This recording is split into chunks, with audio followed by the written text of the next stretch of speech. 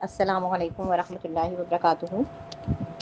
ہمارے آج کے درس کا موضوع ہے زہد و قناعت کی اہمیت اور فضیلت۔ زہد کہتے ہیں بے رغبت ہو جانا، کسی چیز کا لالچ اور طمع نہ رکھنا۔ تو زہد پھر دنیا سے مراد دنیا سے بے رغبت ہو جانا۔ تو سب سے پہلے یہ بات ذہن نشین کر لیجئے کہ اسلام قطعاً دنیا کو چھوڑنے کی ترغیب نہیں دیتا، اور نہ ہی اسلام اس بات کی نصیحت کرتا ہے کہ دنیا کو اللہ سے مانگو ہی نہ۔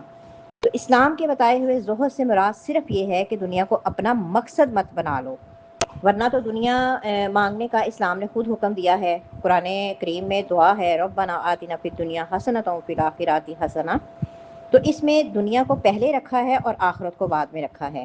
تو اسلام نے جو زہد ہمیں سکھایا ہے، جس کی تعلیم دی ہے، اس سے مراد یہ ہے کہ دنیا کو ہم اپنا مقصد نہ بنا لیں، کہ دنیا کو حاصل کرنے کے علاوہ کوئی چیز ہمارے دل و دماغ میں آئے ہی نہ۔ دنیا کو صرف ایک سرائے کی حیثیت دینی چاہیے، جیسے کہ ایک مسافر سفر کر رہا ہے، راستے میں کسی جگہ وہ رک جاتا ہے، تو وہ جو رکنے کا مقام ہے نا، وہ دنیا ہے، اس کی اصل منزل وہ آخرت ہے۔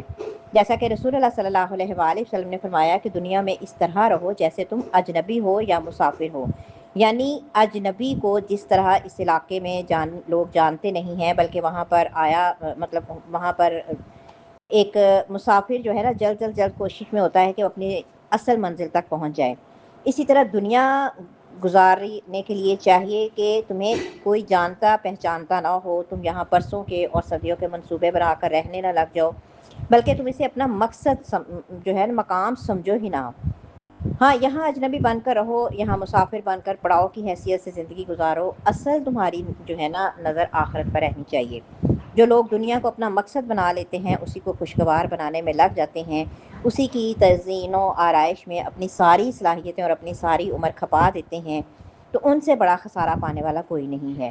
دنیا کی کیا حیثیت ہے، یہ اس روایت سے واضح ہوتا ہے کہ سیدنا جابر بن عبداللہ رضی اللہ عنہ سے روایت ہے کہ رسول اللہ صلی اللہ علیہ وآلہ وسلم ایک دفعہ بازار سے گزر رہے تھے، تو آپ نے وہاں پر ایک مرے ہوئے میمنے کو دیکھا، بکری کے بچے کو۔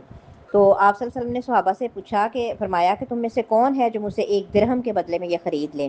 تو صحابہ کہنے لگے کہ حضور ہمیں تو یہ کسی بھی چیز کے عوض لینا پسند نہیں ہے، چاہے جائے کہ ہم اس کی خاطر اپنے 1 درہم دیں۔ تو نبی صلی اللہ علیہ وآلہ وسلم نے فرمایا کہ اگر یہ تمہیں مفت مل جائے تو پھر تم اسے لے لو گے؟ تو صحابہ کہنے لگے کہ حضور ہرگز نہیں، ہم تو پھر بھی لینے کے لیے تیار نہیں۔ تو نبی صلی اللہ علیہ وآلہ وسلم نے فرمایا کہ اللہ کی قسم، اللہ کی نظر میں دنیا اس سے بھی زیادہ حقیر ہے، اس سے بھی زیادہ ہلکی ہے۔ یہ صحیح مسلم کی حدیث نمبر 2957 ہے۔ اور اسی طرح دنیا کی حیثیت اور دنیا کی قدر و قیمت کو رسول اللہ صلی اللہ علیہ وآلہ وسلم کا یہ فرمان بھی واضح کرتا ہے کہ آپ صلی اللہ علیہ وآلہ وسلم نے فرمایا کہ اگر اللہ کے ہاں دنیا کی قدر و قیمت مچھر کے ایک پر کے برابر بھی ہوتی، تو اللہ تعالیٰ اس دنیا میں سے کسی کافر کو پانی کا ایک گھونٹ بھی نہ پلاتا۔ یہ سنن ترمذی کی حدیث نمبر 2320۔ تو اس سے یہ واضح ہو جاتا ہے کہ دنیا صرف انسان کی ضرورت کی جگہ ہے، وہ بھی صرف بقدر کفایت، جس پر انسان قناعت کر لے، بس اتنی سی کہ انسان کی سانس چلتی رہے، ورنہ دنیا کوئی جو ہے نا ایسی چیز نہیں ہے کہ جس میں انسان دل لگا لے، اس کو دونوں ہاتھوں سے حاصل کرنے پر کمر بستہ ہو جائے اور اس کی خاطر حلال و حرام اور جائز اور ناجائز کی تمیز کھو دے۔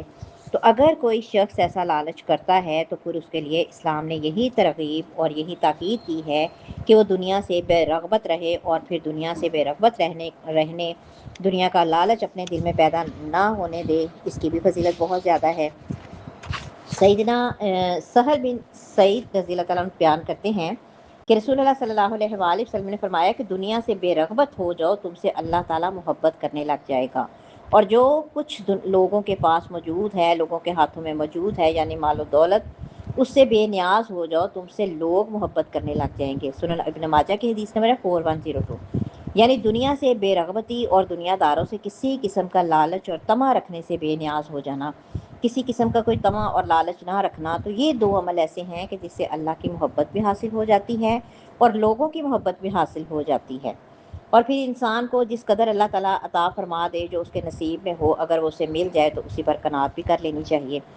جیسے سیدنا عبداللہ بن عمر بن عاص جو رضی اللہ تعالیٰ عنہ سے روایت ہے کہ رسول اللہ صلی اللہ علیہ وآلہ وسلم نے فرمایا کہ یقیناً اس دنیا نے فلاح و کامیابی پا لی، اس دنیا میں اس شخص نے فلاح و کامیابی پا لی جس نے اسلام قبول کر لیا، اسے ضرورت کے مطابق رزق مل گیا اور اللہ کے دیے ہوئے پر اس نے قناعت اختیار کر لی۔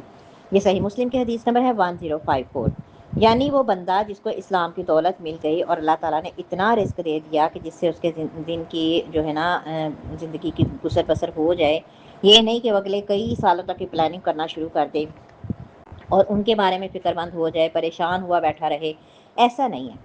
جتنا اللہ نے دے دیا ہے اس سے موجودہ وقت جو ہے وہ آسانی سے گزر سکتا ہے، تو اسی پر اللہ تعالیٰ کا شکر ادا کرنا چاہیے اور اسی پر قناعت کرنی چاہیے، یعنی اسی پر ہی صبر کر لے، شکر کر لے، اس سے زیادہ لالچ نہ رکھے۔ تو ان شاء اللہ تعالیٰ اگلے دن اللہ تعالیٰ اگلے دن کا بھی اس کو عطا فرما دے گا، اور انسان کے لیے مالی مشکلات اور مالی پریشانیاں، رزق کی تنگیاں تب پیدا ہوتی ہیں جب وہ ایک تو لالچ کرنا شروع کر دیتا ہے، دوسرا اللہ تعالیٰ پر اس کا توکل اور بھروسہ نہیں رہتا۔ اگر اس کا اللہ تعالیٰ پر توکل قائم ہو، یقین ہو، بھروسہ ہو، تو اللہ تعالیٰ ہر دم اس کی مدد فرماتا ہے۔ جیسے کہ سیدنا عمر بن خطاب رضی اللہ تعالیٰ عنہ فرماتے ہیں کہ رسول اللہ صلی اللہ علیہ وآلہ وسلم نے فرمایا کہ اگر تم اللہ تعالیٰ پر اس طرح توکل کرنے لگو جس طرح توکل کرنے کا حق ہے، تو اللہ تعالیٰ تمہیں اس طرح رزق سے نوازے گا جس طرح وہ پرندے کو رزق عطا کرتا ہے۔ اب وہ کیسے؟ کہ پرندہ صبح سویرے بھوکے پیٹ نکلتا ہے اور شام کو پیٹ بھر کر لوٹتا ہے۔ سنن ترمذی کی حدیث نمبر ہے 2344 اور سنن ابن ماجہ کی حدیث نمبر ہے 4164۔ تو اس لیے اللہ پر توکل قائم رکھنا چاہیے، اللہ پر پختہ یقین رکھنا چاہیے کہ جب اللہ تعالیٰ نے ہم سے وعدہ کیا ہے کہ وہ اپنے بندوں کو رزق دے گا، تو اس کا مطلب ہے کہ وہ ضرور دے گا۔ یہ ہو ہی نہیں سکتا کہ اللہ تعالیٰ اپنے بندوں کو رزق نہ دے۔ بس کیا ہے کہ ہمارا جب ایمان کمزور ہوتا ہے نا، یقین نہیں رہتا، تو پھر اللہ تعالیٰ بھی جو ہے نا ہمیں بھی رزق کی تنگی دے کر ہمیں آزماتا ہے کہ اپنے بندے، اے بندے کہ تیرا مجھ پر ایمان کمزور ہوا ہے، اب میں بھی تجھے آزمائش میں ڈالوں گا۔ تو اس لیے اللہ پر پورا توکل رکھنا چاہیے، پورا یقین رکھنا چاہیے۔ ایسا نہیں ہے کہ ذرا سی پریشانی آئی لوگوں سے مانگنا شروع کر دیا، لوگوں کے سامنے ہاتھ پھیلانا شروع کر دیا، نہیں، بلکہ اللہ سے مانگے، اللہ کے سامنے جھولی پھیلائیں، اللہ کے سامنے ہاتھ اٹھائیں۔ لوگوں کے سے مانگنے سے ایک تو ملتا کچھ نہیں ہے، دوسرا انسان اپنی عزت نفس بھی کماتا ہے، مطلب اس کو کھو دیتا ہے اور اللہ تعالیٰ کو بھی ناراض کرتا ہے۔ سیدنا ثوبان رضی اللہ تعالیٰ بیان کرتے ہیں کہ رسول اللہ صلی اللہ علیہ وآلہ وسلم نے فرمایا کہ کون ہے جو مجھے اس بات کی ضمانت دے کہ وہ لوگوں سے کوئی چیز نہیں مانگے گا، میں اس کے بدلے میں اسے جنت کی ضمانت دیتا ہوں۔ سیدنا ثوبان رضی اللہ تعالیٰ کہتے ہیں کہ جب میں نے یہ بات سنی تو میں نے عرض کی کہ حضور میں ضمانت دیتا ہوں کہ میں کبھی کسی سے کوئی چیز نہیں مانگوں گا۔ تو صحابہ بیان کرتے ہیں کہ واقعتاً سیدنا ثوبان رضی اللہ تعالیٰ عنہ اس فرمان کے بعد انہوں نے کسی سے بھی کچھ نہیں مانگا کرتے تھے۔ یہ سنن نبی داؤد کی حدیث نمبر ہے 1643۔ تو اس لیے انسان کو اس بارے میں بہت احتیاط کرنی چاہیے۔ اگر انسان کی وقتی طور پر زندگی فقر اور غربت میں گزر رہی ہے تو اس سے پریشان نہیں ہونا چاہیے، کبیدہ خاطر نہیں ہونا چاہیے، دل چھوٹا نہیں کر لینا چاہیے، بلکہ تنگ حالات میں صبر کرنا چاہیے۔ تو انشاءاللہ یہ جو صبر ہے نا، اس کے لیے آخرت میں بڑی ہی فضیلت کا باعث بن جائے گا یہ صبر۔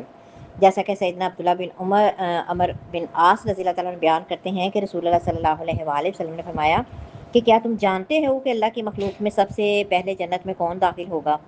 تو صحابہ کرام رضی اللہ تعالیٰ عنہ نے عرض کی کہ اللہ اور اس کے رسول کو زیادہ پتہ ہے، وہی بہتر جانتے ہیں۔ تو آپ صلی اللہ علیہ وآلہ وسلم نے فرمایا کہ اللہ کی مخلوق میں سے سب سے پہلے فقراء اور مہاجرین جنت میں داخل ہوں گے۔ یہ مسند احمد کی حدیث نمبر ہے 6570۔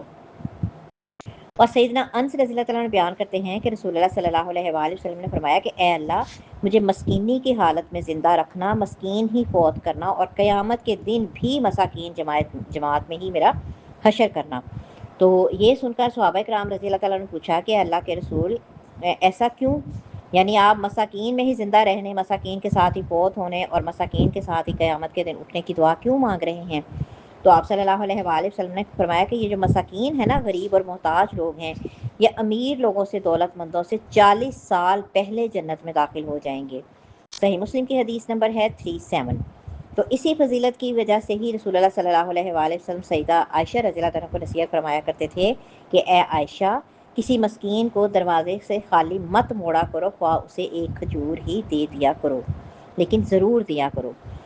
مسکینوں سے محبت کیا کرو اور انہیں اپنے قریب رکھا کرو، تو اس کے بدلے میں اللہ تعالیٰ قیامت کے دن تجھے قریب رکھے گا۔ یہ سنن ترمذی کی حدیث نمبر ہے 2352۔ تو ان احادیث سے مبارکہ سے یہی بات واضح ہوتی ہے کہ دنیا داری کی حیثیت اللہ کی نظر میں کچھ بھی نہیں ہے۔